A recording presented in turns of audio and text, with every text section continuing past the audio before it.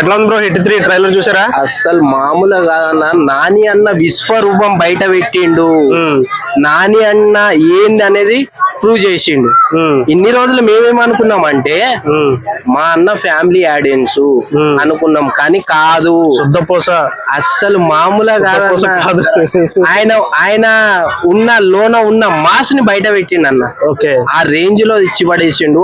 ఆ డైలాగులు గాని, అరవడం గాని, అస్సలు ఆ లాఠీ తీసుకుని ఏం కొడతాడన్న గుద్ద మీద పెట్టి చెప్పరాదు. అసలు చేతుల మీద పెట్టు చేతులు పెట్టు నా కొడుక అని. అసలు నాని అన్న విశ్వరూపం బయట పెట్టిండు అన్న ఈసారి. ఇట్టు తిరిగితోటి ఇట్టు కొట్టబోతుండు. సో మొత్తం బ్లడ్ కనిపిస్తుంది కదా మన ఆడియన్స్ కి. ఏమన్నా ఎక్కడ చూసినా రక్తపాతాలే అసలు. అవునవును, రక్తపాతాలతోటి తీసిండు, మామూలుగా కాదు. మొత్తం సినిమానే రక్తంతో ఉంటది అనుకుంటా, ఆ రేంజ్ లో ఇచ్చిండు. ఓకే బ్రో, ట్రైలర్ లో మొత్తం ఆ సెకండ్ హాఫ్ మొత్తం ఆ టెర్రరిస్టులు మొత్తం వాళ్ళే కనిపిస్తున్నారు. సో ఇప్పుడు జరుగుతున్న పరిస్థితులకి ఆ కంటెంట్ కి ఏమైనా రిలేటెడ్ ఉందంటారా? అన్న దేశ సమస్య వేరన్న, ఈ సినిమాలు వేరా. అంటే టెర్రరిస్ట్ బ్యాక్ డ్రాప్ కదా, అట్లాంటిది ఇది ఏదో పోలీసు వాళ్ళది మన సిబిఐ దొంగతనాలు ఎట్లా చేస్తారు, సిబిఐ ఆఫీసర్, ఈ స్టోరీ ఇది. దేశ సమస్య వేరన్న, దేశ సమస్యతో పోల్చుకోవద్దు. ఈ సినిమా వేరు, చిన్న చిన్న సినిమాలు ఇవి. దేశ సమస్య అంటే చాలా పెద్దదన్న, దాంతో పోల్చొద్దు. అసలు మనం దేశ సమస్య అంటే చాలా పెద్దది.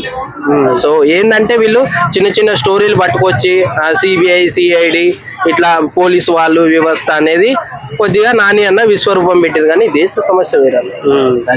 సో క్యారెక్టర్ లో 2 క్యారెక్టర్ల కింద కనపడుతున్నాయి. ఒకటి గాజు కళ్ళు, ఒకటి నార్మల్ ఐస్ తోటి. అవును, అంటే విలన్ హీరో ఆయనే అంటారా, లేకపోతే అసలు ఏముందంటారు? అసలు అంటే నార్మల్ గా ఉంటా నేను, మెయిన్ వాళ్ళని ఎట్లా పట్టుకోవాలి, నార్మల్ వ్యక్తికి వెళ్తా. సో అసలైన నేను అంటే సిబిఐ, సిఐడు లేకపోతే పోలీసా, నేను చాలా పెద్దవాడిని. నార్మల్గా వెళ్ళి పెద్దవాళ్ళని పట్టుకుంటాడు. సో అందు గురించే 2 గటప్లు వేసి. సో ఎక్స్పెక్టేషన్స్ అయితే ఎప్పుడు చూడటానికి రెడీ అయ్యారా? నాని అన్న అంటే ఇంకా అందులో తగ్గే విషయమే లే. సో ఎప్పుడు వచ్చినా మా అన్న ఇట్టు కొట్టడానికే వస్తాడు, ఆడియన్స్ కి మంచి సినిమా ఇస్తాడు. So okay.